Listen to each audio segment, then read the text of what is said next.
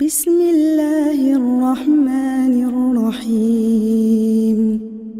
رب قد آتيتني من الملك وعلمتني من تأويل الأحاديث فاطر السماوات والأرض أنت ولي في الدنيا والآخرة توفني مسلما وألحقني بالصالحين.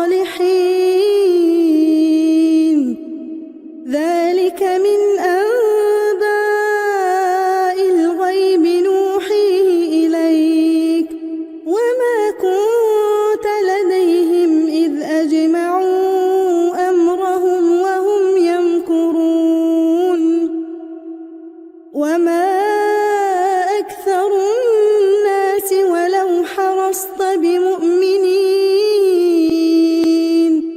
وما تسألهم عليه من أجر إن هو إلا ذكر للعالمين. بسم الله الرحمن الرحيم. هو الذي أرسل رسوله بالهدى ودين الحق ليظهره على الدين كله وكفى بالله شهيدا. محمد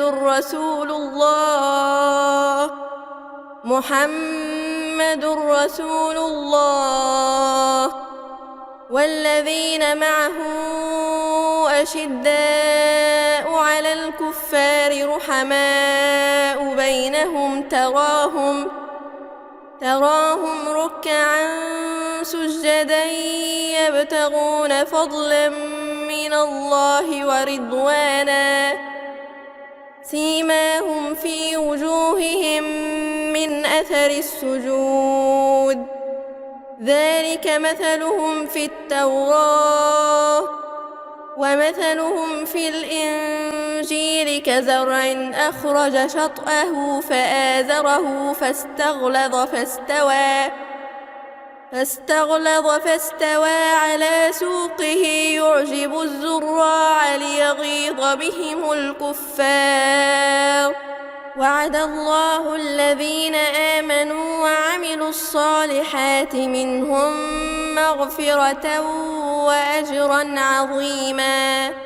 بسم الله الرحمن الرحيم. وراودته التي هو في بيتها عن نفسه وغلقت الأبواب وقالت هيت لك قال معاذ الله إنه ربي أحسن مثواي إنه لا يفلح الظالمون.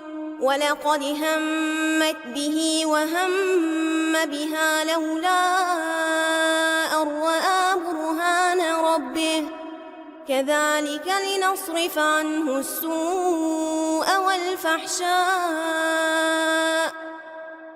إنه من عبادنا المخلصين. واستبق الباب وقدت قميصه من دبر وألف يا سيدها لدى الباب قالت ما جزاء من أراد بأهلك سوءا إلا أن يسجن أو عذاب أليم.